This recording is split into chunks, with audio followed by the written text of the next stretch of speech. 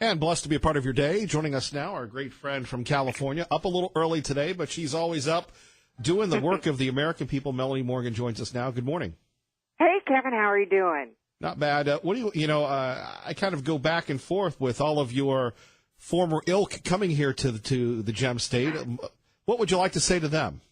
Well, I'd just like to say welcome to a state that is one of the reddest in America, and congratulations to all of you in Idaho. And, oh, by the way, yeah, I've been on Trulia for the last 3 weeks looking at houses in Boise. So, hey, we've got a really major problem in California. If you hadn't noticed by now, our leadership is as blue as it gets. They are... from the top on down, Governor Moonbeam, as we call him, to the legislature that seems to have nothing better to do than sexually harass fellow female members of the legislature. We've got serious issues in California that haven't been resolved. And so I'm very worried about this upcoming election, which is why, I'm not terribly impressed with the Republicans. They're all nice who seem to be interested in running for governor, but we don't have any name recognition. We don't have an 800-pound gorilla that come in and stomp right all over Gavin Newsom, or as I call him, Pretty Boy Newsom, the former mayor of San Francisco, now lieutenant governor, who wants to cakewalk his way right into the governor's office. Of course, the ex-husband of Kimberly Guilfoyle from Fox News. Yes. Also, the man who cheated on his wife with his best friend and campaign manager's wife. Yeah. A little bit of baggage there, but Pretty Boy doesn't seem to mind that, and either do Democrats, frankly, because he is on a trajectory because he started and really pushed nationally the issue of gay marriage in direct violation of California law. So, we've got a lot of problems. We've got foreclosures, failing schools, potholes that go as deep as China. I mean, really, it's just crazy what's happened to our once lovely highway system, all because Democrats like Gavin Newsom have hijacked all the money and poured it into social programs. Gavin Newsom wants to make sure that everybody has a free house and free health care in San Francisco when he was mayor. So that's what he wants to bring to the state. That's why I want James Woods, who is a brilliant man with an IQ of 184, who has a Twitter feed that is out of this world. It's 1.1 million people. Do you follow him at all, Kevin? Have you seen his stuff? I have, ma'am. I have. Yeah, it's unbelievable. I mean, he is so smart. Right now, he's independent as well. He's telling President Trump, hey, if you don't get immigration reform that includes DACA, that includes a ban on Dreamers, you're a one-term president. I mean, this is a guy he believes what he believes. Well, speaking of this, before we get to President Trump, Melanie Morgan joining us here. Melanie, I have to hit you with this one, though. There are a lot of people that are from California that come to Idaho, but they still love that state. It broke their heart to leave. It breaks their heart to hear a report from the home country, the home state, from you. Is there any saving California? It's a question that I wrestle with, and I have been wrestling since 2004. When I was a talk radio host on KSFO in San Francisco, I organized, started, and propelled forward the recall of a sitting Democrat governor, Gray Davis. During that recall election, which, by the way, had similar demographics to what we have right now. It was a majority Democrat state, completely blue. We did get a governor, not my choice, of course, but Arnold Schwarzenegger, who ran as a Republican, who governed as a Republican for the first year, a conservative Republican, mind you. I'm not just talking about a rhino Republican. He ran as a conservative, and he governed as a conservative until he lost 3 ballot measures, and then all of a sudden Maria Shriver, his wife, was up in his ear, whispering about climate change and all these other liberal issues. So it is possible to save the state. Another position that we desperately need would be Secretary of State. That could change the tide for us here in California. If we could get a Secretary of State who would actually go over the voter rolls and throw illegally registered aliens off of the voter rolls, we could probably get 2 to 3 million people who would no longer be eligible to vote in our elections, which tips our elections, frankly. Indeed, of course. Again, so many people remember the golden days of California. It's tough. Like I said, not only Boise, but Meridian, Nampa. You know, we've Star. We've got a lot of people, a lot of homes being built. You could get a ranch. You could. I'm looking. I was just looking at Eagle and Meridian on the internet just yesterday, as a matter of fact. There's some really nice places that you got there. Indeed, our great friend Melanie Morgan joining us, MediaEqualizer.com. As the media equalizer, what do you make of the atrocious coverage of the president's transparent meeting with leaders of both the House and the Senate over DACA? Your thoughts? You know, I still think that is a negotiating ploy. I think that Donald Trump, you know, he made a statement that you know, the Dreamers, we've got to make a bill of love, I think is how he put it. The Dreamers, you know, I don't know where he's coming from on this, but I every time I get confused about where he's going, what he's doing, I see ultimately there was a bigger plan, and I just wasn't aware of it at the time. And that's how Donald Trump seems to be operating. But, you know, there are a lot of conservative leaders who are throwing down on him, like James Woods, who are saying, hey, you can't do this. Ann Coulter, a number of others are saying, if you allow the Dreamers, which are about, they claim that there's only 800,000 young people who are in this country who are as a result of their parents bringing them in illegally. But in fact, there are closer to 46 million, according to other estimates. And they're actually, the young people are between the ages of 18 and 35. So these are adults that are here in this country illegally. So the whole definition of DACA seems to be, I think, is going to end up being the pivotal point here for future negotiations with Democrats. Melanie Morgan joining us, KIDO Talk Radio. So back to James Woods. Can he pull this off? He could definitely pull it off. There's no question in my mind. Will he? I don't know. That's why I've launched this James Woods draft, you know, and I'm asking people to go tweet at him if they think that California can be saved and that you want to stop the inflow of Californians into Boise and Idaho. Get us a leader. Just go to @RealJamesWoods. And also we have a petition at MediaEqualizer.com and Stop the Scalpings on Facebook, where you can sign up and say, hey, you don't have to be from California to sign the petition. We're just trying to show him some love, to show him that he should get involved in this race. And I'm working on some people to contact him directly to see what he has to say. Boy, to get into a race, though, until you do it, we really don't know the cost. And running for the governorship of California, I mean, we could raise money all week long on that. I mean, James Wood would excite the California base, the conservatives in the state, and they would rush. They're already demanding to know where they could donate money for this candidacy. I've never seen anything like it. It's explosive. I just came up with this idea like a few days ago, and already on our Facebook page, Stop the Scalpings, there's 2,600 likes for the idea. I mean, 2,600 likes for just an idea. It's been people are all over the country are asking me to talk about this, and so I'm trying to do this to show the actor James Woods that this is indeed a feasible plan. I recall the sitting governor. I think I can draft somebody who might be caught by surprise, but who has a very conservative, principled platform.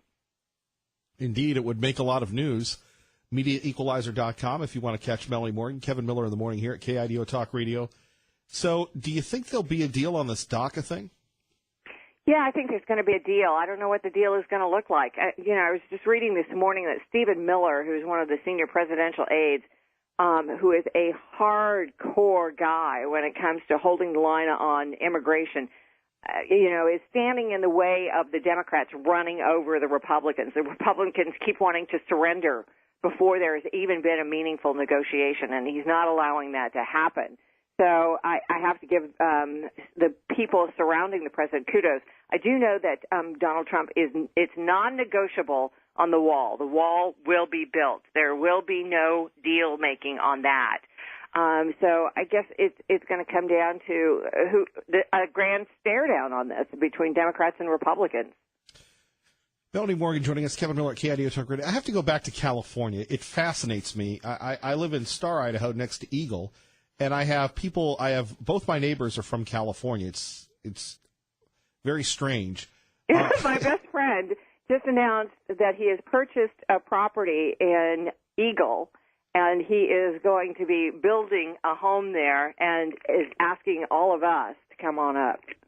Well, if you're in the area, please do. California, back to that, I mean, this idea of a sanctuary state and real talk of secession. You're on the ground in San Francisco. Is that hyperbole? No, it's real. I mean, it is. The sanctuary state thing has turned us into a state filled with illegal alien criminals. And the problems are being compounded by Governor Jerry Brown. Remember, Gavin Newsom, running for governor, is lieutenant governor and has been actively supporting what he calls a resistance state, or a state that is a sanctuary state, where they refuse to cooperate with ICE, the Immigration Naturalization Service, in order to stop this rounding up of criminals. I mean, it is the most amazing thing I've ever seen, Kevin. Can you imagine if there's somebody wanted for murder and he's in your county jail on a parking ticket and ICE finds out about it and they say, we're going to serve you with a detainer, turn over this guy, and they say, oh, no, and then let him go. I mean, that's what's happening all up and down the state of California. This is the Kate Steinle case all over again. It is insane. There is no excuse for this kind of criminal behavior on the part of our leaders. I mean, in any sane world, any of these people would have been arrested and put in jail in violation of these laws. Melanie, what about and again, there's just so many things to talk about here, but as someone who has been around, and I've followed you for years in your adventures in San Francisco at KSFO, and we've talked in the past about how you've worked with our friend Sean Hannity for years. So you are a veteran of conservative politics, of talk radio, of the media business at MediaEqualizer.com. What do you make of a relative newcomer that rose to prominence, Mr. Bannon, and then he's out? You've seen people come and people go. Your thoughts? I think that Steve Bannon did this to himself. I don't know what happened. In full disclosure, I know Steve Bannon. I don't know him well. You know, I've had a few email communications with him, and I had a personal interaction with him about 5 years ago that showed me that he was not a man who could keep his word. So I think that these are all problems of Steve Bannon's making. I think that anytime you go after the president and then call the president's children traitorous, that you are the problem. When there's a White House filled with leaks and you leave the White House because you're fired and the leaks stop, you were the problem. I hate to say it. Steve Bannon articulated, of course, the MAGA cause in a beautiful way, in a way that people easily understood. Smart guy, but not smart enough to get out of his own way. And so whatever has happened to him is a result of his own machinations. And so I'm not wasting any sympathy over this guy. I think that he will probably attempt a resurrection, a comeback, and he may be smart enough to pull it off. But right now, the people are just about finished with him. I think that especially when Breitbart severs its relationship with him, and Rebecca Mercer, his deep pockets financial person who's done nothing but write checks for him for over 10 years now to help him advance this agenda. They're done with him. You know there's a problem with him. Finally, this Michael Wolff thing. Again, Melanie, I go back to you because a lot of folks, they don't know how it works because they have lives, and your life is holding people accountable and the media accountable. You've been on the big shows, on the big Fox and all. You've been to the White House. You understand how things work. Those things just don't grow on trees. So for me, it just seems strange that this guy, Michael Wolff, got so much access. You just don't, I mean, even if you're Melanie Morgan, even if you're Sean Hannity, you don't just get to hang out in the White House all day. No. And, you know, I've talked to Sean about his access to the president. You know, it's all very guarded. It's all, you know, there's a vetting process that's in place. I cannot believe that he just sauntered into the West Wing of the White House, sat down, and eavesdropped on conversations with major powers. I don't believe that for a second. What I do believe is that people with varying agendas came to him and leaked a lot of negative information, and I think Steve Bannon was one of them. But I don't think that all the information, anywhere close to the information that's being discussed in his book, is true. I mean, he has himself, Michael Wolff is a left-wing journalist, and everybody in conservative media knows that about Michael Wolff. So anybody who talked to him had to know it was going to blow up in their face at some level, because you don't go to a left-wing journalist who does nothing but print stories that are harmful to Republicans and to conservatives without expecting some sort of consequence. So if they did that, they were courting fire. I don't believe that the number of people that have already come out and said, hey, I didn't say anything to this guy. I've never talked to him before. Rush Limbaugh, Laura Ingraham, all these other people who are quoted in his book as supposedly distancing themselves from the president, say, wait a minute, I would never in a million years talk to this guy. This is baloney. And then yesterday on The View, Meghan McCain, who is somebody I don't trust at all as a real, quote, conservative, read a handful of quotes to Michael Wolff's face, and saying that they were all called completely false, and Wolff just brushed it off by saying he was trying to show America what Trump's administration looked like. Well, that isn't kind of exactly what his job is. His job, if he's writing a history book, is to write the truth. He clearly isn't doing it and isn't even claiming to anymore. Melanie Morgan, if people want more information, how they can help James Woods, how they can help you, and maybe some news from the home country, what can they do? Yeah, I would really appreciate it if you would go to MediaEqualizer.com and read our material up there. And then if you want to get involved and do something, we have quite a rowdy, boisterous activism page at Stop the Scalpings on Facebook, where we do stuff. You know, we don't just throw our shoes at the television. We get involved, so help us out there. Well, we can't wait to have you back, and maybe you'll be moving to Eagle. Hey, you know what? At least I know there's one great talk show host that I can listen to on the radio. Oh, no, we'd have you in. We'd put you to work. Hey, those early morning hours, you know, they wear you down after a while. It's a young person's game. You're telling me. But thank you for having me on the show, Kevin. Melanie, we'll have you back. Thank you very much, ma'am. You have a great day. Okay, bye-bye. Bye-bye. Boy, outstanding interview with Melanie Morgan of MediaEqualizer.com. And for those of you that have known her from her work at KSFO in San Francisco, a conservative talk show host for many years in a male-dominated industry, just love how she just brings it. Coming up next, remembering Representative Hickson. In addition to that, thoughts on some serious topics. You're listening to Kevin Miller on KIDO Talk Radio.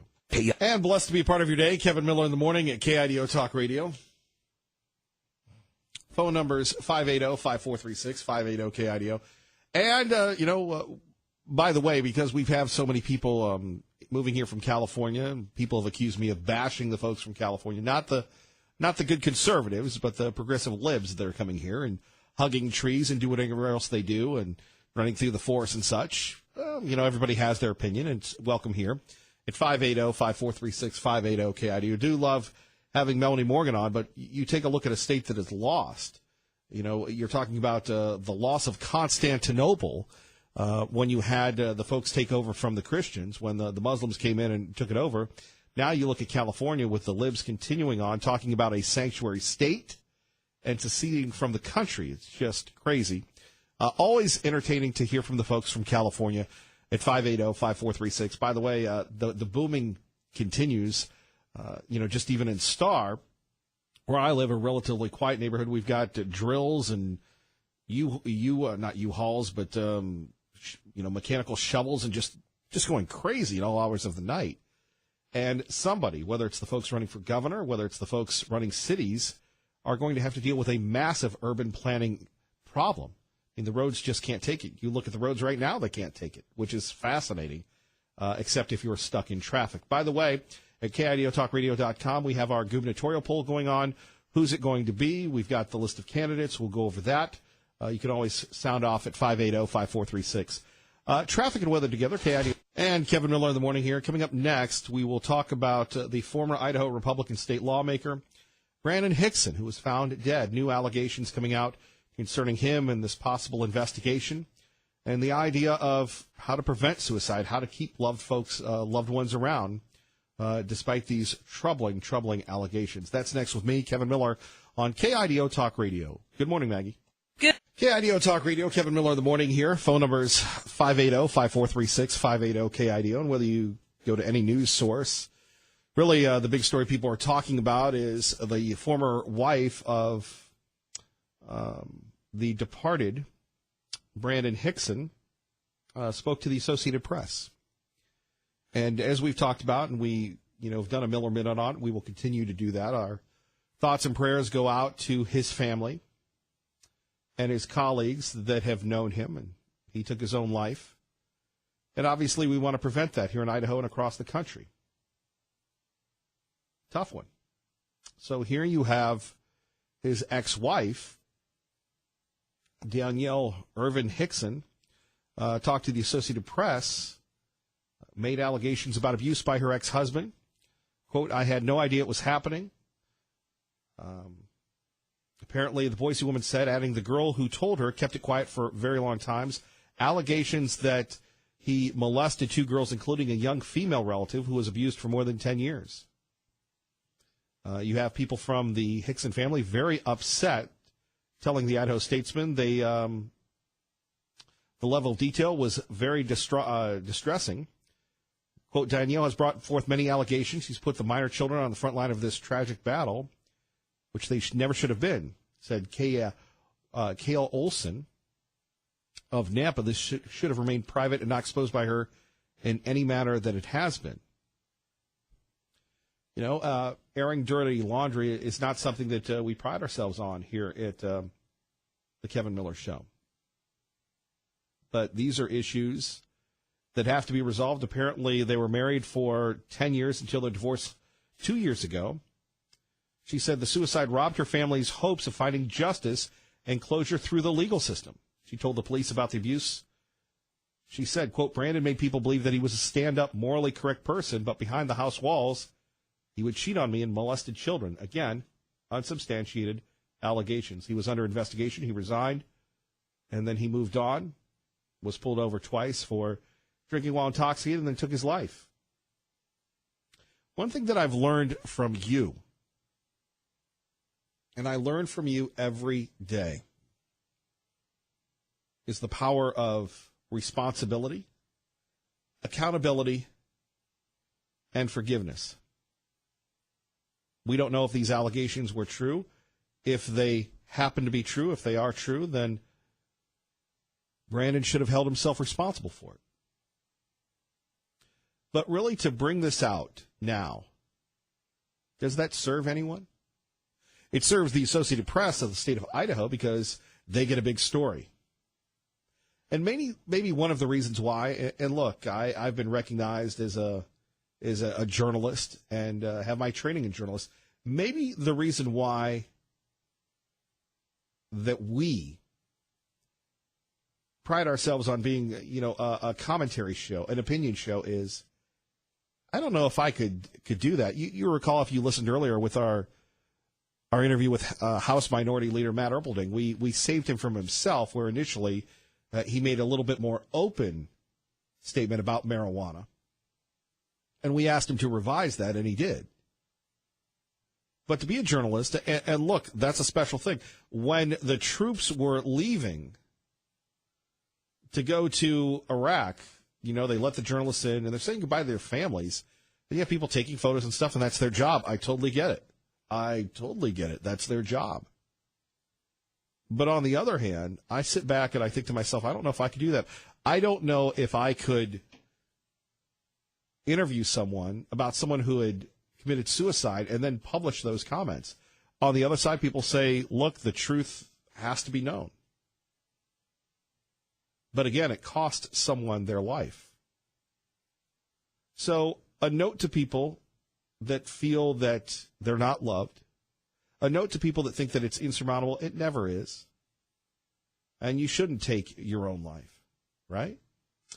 580-5436, 580-KIDO. You just have to Google Idaho Suicide Prevention, the suicide hotline. It's there. We'll give that out. But, that's the lesson. I'd like to get your thoughts on that. I know it's a deep topic, and it's not easy to discuss. But I think it's something that's on a lot of people's minds. Let's go to Keith at the Boise Bench with Kevin Miller at KIDO Talk Radio. Good morning. Hey, Mr. Miller. Thanks for taking my call.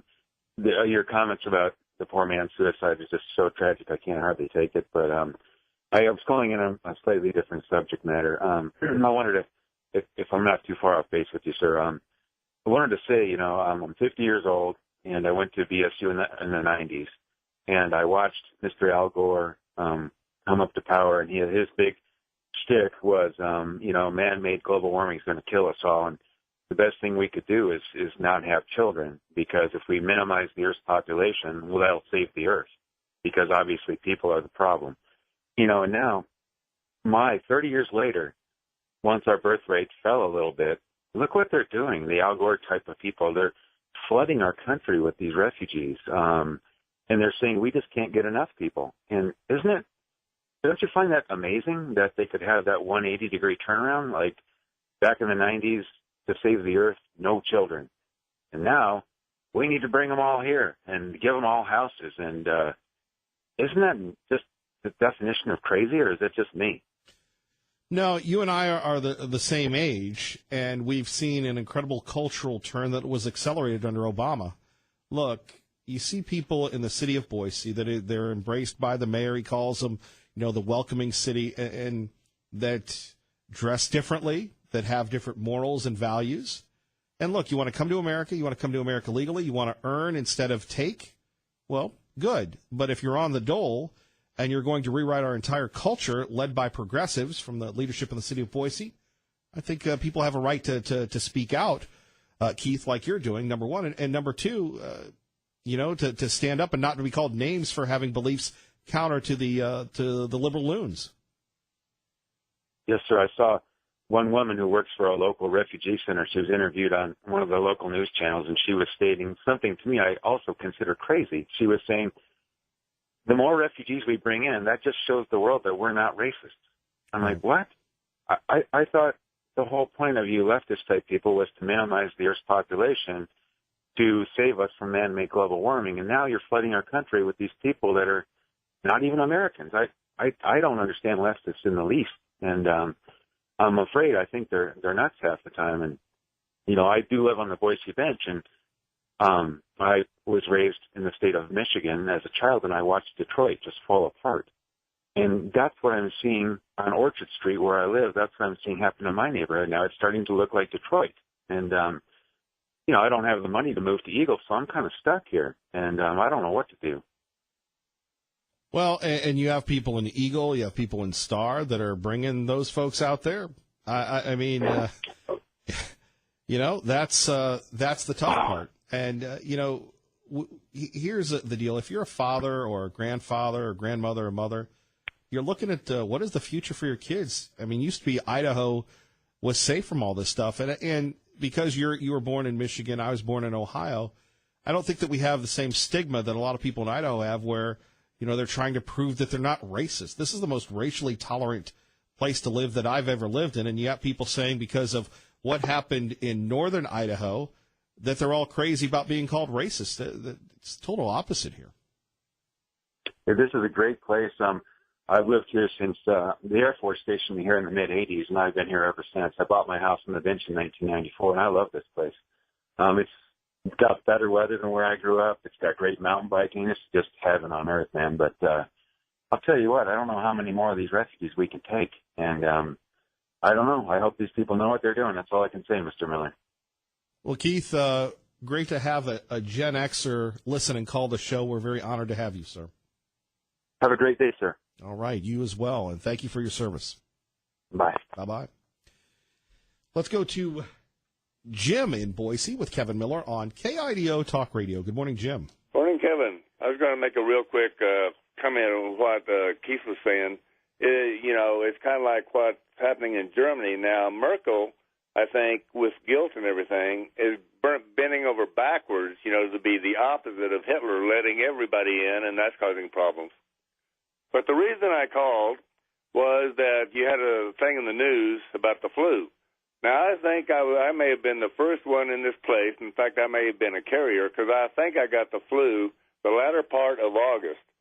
And, I think that the flu gets mixed up with colds a lot of time. You don't know, you may have a cold and think it's a flu.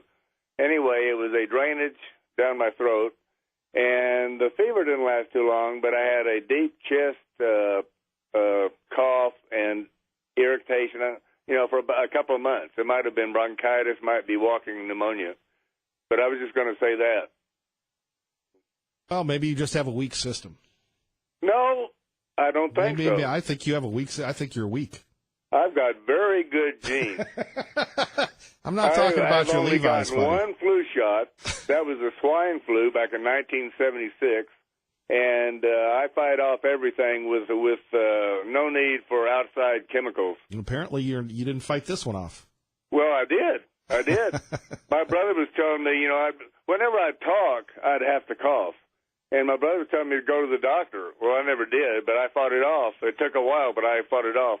Let's just be insensitive. I think, the folks with the flu, maybe they just have weak immune systems. Well, I like these sayings. And one of the sayings is, what doesn't kill you makes you stronger, which is true. So you hope it doesn't kill you, but it will make you stronger. Okay, one other thing I'll say. Hold on. First of all, that was supposed to be quick. And number two, everybody says that what doesn't kill you makes you stronger. If you live through it, yeah, but what if it kills you? Well, then it doesn't make you stronger. You're dead. Tough. But I mean, with the CDC telling us what we need to do and the thing being 10% effective and yada, yada, yada, come now. Hey, now. Okay, now, one of the, you were talking about the suicide, right? Okay, before the suicide hotline, the current one, they had something around here that was Christian-based called Reach Out. And I was a counselor on Reach Out for a while, and then Reach Out dissolved. Well, God bless you for your work, brother. Well, I was very minimally trained. A lot of us were. We were volunteers. We did the best we could, and luckily I never had any really serious calls. But anyway, I don't know. It was some help, and for what good it was, and hopefully they are successful with what they've got now.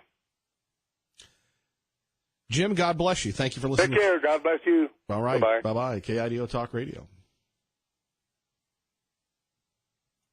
We go to Dave in Boise with Kevin Miller at KIDO Talk Radio. Good morning, Dave. Morning, Kevin. I first want to say I'm a huge fan. I listen to your show all the time, but I'm a little fired up about these Brandon Hickson comments. A little background about myself. I'm a retired sheriff's office investigator from another state, and I've worked several cases like this. And I just want to, if his ex-wife is listening, I just want her to know that I fully support her 100% in bringing this information out. And I would caution you in a friendly way to be careful throwing the word forgiveness out there. The righteous anger of these victims and his ex-wife are what's going to get them through this. And even though they're just allegations, you pursue these cases always believing the victim until you have a reason not to. And innocent men, when faced with an accusation, don't eat their gun, first of all. Second, he was facing life in prison, multiple life sentences, potentially, depending on the severity of what happened. But I got to tell you, it's not a forgiveness thing. These people should be angry, and I just don't know what else to say. Hopefully my point came across okay. Yeah, Dave, your point did come across, and look, I'm struggling with this, and it's not about me, but and again, that's why you know law enforcement better than I do. But I'm just sitting here going, and answer this question: did her comments serve a point? They did, absolutely, because if this is kept private, and I don't want to misquote what that other family member said, but if this is kept quiet or kept private, the victims are not going to feel any sense of justice. I mean, it's bad enough that they're not going to because he took his own life. But second, if this is kept quiet and within the family, that's going to re-victimize these victims. I mean, this needs to be out, and that's the only way they're going to be able to process and keep going with this. It absolutely should be out. It did serve a purpose, and kudos to his ex-wife. Yeah, I mean, I don't know. I hope that makes sense. Dave, we appreciate your insight, and like I said, thank you. Yeah, thank you, Kevin. Take care. Take care. All right, Dave giving us the other perspective. Coming up next, Tea Party Bob and Cindy from Caldwell, and you with me, Kevin Miller, KIDO Talk Radio. KIDO Talk Radio. Quickly to Bob in Meridian with Kevin Miller at KIDO Talk Radio. Good morning, Bob. Good morning. Hi. Hey, I'd like to dispute the last guy. I mean, even if he is a sheriff, he's certainly not a psychologist. The only reason that woman did what she did is just to get her own face on the TV. It's not doing those kids any good to put their story out to the whole world. They need to go to counselors and do it in private. It's not going to help them when everybody's going to be looking at them and saying, oh, was it them? Was it them? You know, I feel he's got a perspective that is completely wrong for those kids. It may have helped the woman because she wanted a little notoriety, but it certainly didn't help those kids. Bob, thank you. There we have it. Very emotional. We go to Cindy in Caldwell with Kevin Miller at KIDO Talk Radio. Good morning, Cindy. Yes, I agree with him. That story has been out there by Brandon's wife forever and a day. I've had girlfriends gossiping and telling me I don't tweet, I don't Twitter, I don't do anything. But the gentleman was tragically sorry because, Kevin, I applaud you. I am not God Almighty. I am, concerned about, of course, Brandon's eternal rest. I don't know how much more could be said when someone is dead. I mean, about justice. So the gentleman, the police officer, is totally wrong. His worldview is obviously another worldview. And what a joke, I was thinking, did anybody believe the victim, Monica Lewinsky, or anything else? Depending upon you're talking to. I actually feel sorry for his wife. And I'll just tell you why, because my girlfriend's husband did hang himself, 33, and that was a whole tragic scenario. But the bottom line with a lot of people, sometimes our emotions, our intrinsic emotions like guilt, this and that, I don't know why, whatever she did what she did. But this I do know, Kevin, and you are always going to be controversial. My God of Scripture, Max is always purporting his book, while mine is the inerrant Word of God. And you know what he says in believing him? And I was over at church saying this to a congressman last night. Did one of you, quote, Christian congressmen, bring a little bit of light? I'm not saying invite him to church. I'm saying that he can be made right, forgiven. Everybody's heart, I hate to tell you, from my Christian perspective, from Franklin Graham's perspective, Dr. Jeffers, that you are death-bound, you are sinful, and you have a depraved heart. So thank you for mentioning forgiveness. Yeah, he could have been forgiven, and you're right. He would have had made restitution had it gone to trial. But thank you for people like you and Lars Larson who simply said something like Lars Larson about the Judge Moore situation. Allegations were made, but those allegations have been made public to the public. They've been there forever. I'm just sorry that the legislator people that knew him, I said to one last night, did you go to him or try to at least bring a little bit light? Keep giving the suicide number out, and if the last caller knows, there is Project Hope, and I'm going to tell you, it's right out there every Tuesday night at, or it's actually called Pure Word, but it is Hope for anybody with any kind of an emotional and or suicidal feeling. That's. You can go down to the counseling center in Caldwell and find out the address. It is at a church, Calvary Chapel. But thank you, Kevin, because the officer is quite misguided. I have 50 years as a psychiatric nurse working with a lot of people being suicidal. So rather tragically, I applaud the officer for serving, but you know what? He has his own worldview, and it certainly isn't a Judeo-Christian one. So with that, yeah, I will give people the opportunity, forgive them. As a victim myself, officer, I didn't need to justify what happened to me, officer, if you're still listening, by spewing out, what happened to me because of another person's rather misguided, I would say, misguided act. So, Kevin, thanks. You have nothing to apologize by using the word forgiveness. Bye-bye. Bye-bye. Traffic and weather together. Good morning, Dave. And quickly, we go to Tea Party Bob. He's got the last word, 20 seconds. Good morning. Great show, Kevin. Thanks for having Schneider on. I still think he needs to get a little bit more under his belt in terms of being a state representative. And Erpeldink, I didn't realize that he voted for those two measures for the bill for medicinal marijuana and also for the grocery tax.